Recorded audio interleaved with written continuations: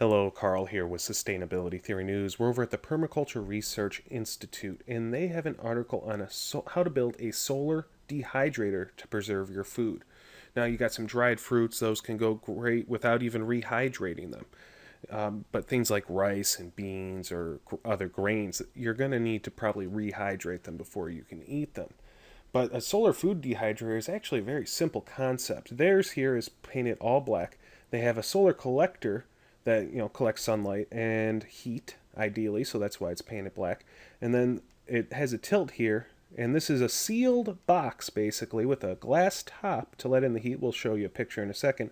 And that heat gets up into this chamber. These are trays where you put the food that are little screens so the air can pass through, and then a vent hole at the top.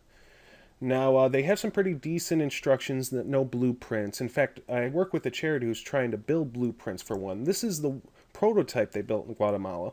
I recently donated $500 to them so they could build another one, sort of a showcase model. But we'll go to these pictures here. So this is the back of the unit with a hinged door where you can put the fruits, veggies, or grains that you want to dry out. It can take anywhere from 1 day to 3 days, or sometimes longer if they have a high moisture content. But it's better than hanging things up upside down to dry, because if they have a real low moisture content already, then they could mold quickly. So you want to have some nice airflow. And the heat gathered through here will create a natural convection, I guess you would. A nice flow of air through the output up here when it's all heated, because hot air rises. And you're going to have some sort of input, some sort of vent right at the bottom of the box. And this is a picture of the front of the box with just a corrugated roofing clear material. You don't really have to worry too much about using the UV light or anything. It's the infrared, it's the heat that you're trying to capture.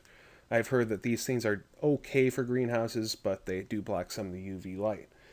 Now then, it's simply 2 boxes with a couple of vent holes. That's it. Some trays with some screens on it. It's not too complicated, and you could have your food stay not fresh, but stored without going rotten for months and months at a time. If you put them in watertight containers, jars or plastic bags, vacuum seal bags on top of that, they can last a very long time. The only thing that's better would be freeze drying, which requires a lot of electricity and expensive equipment. Well, I will link to both this page from the Appropriate Technology Collaborative, apptechdesign.org, and then the permaculturenews.org page in the description. If you'd like to see more news headlines like this, subscribe to my channel. Have a great day.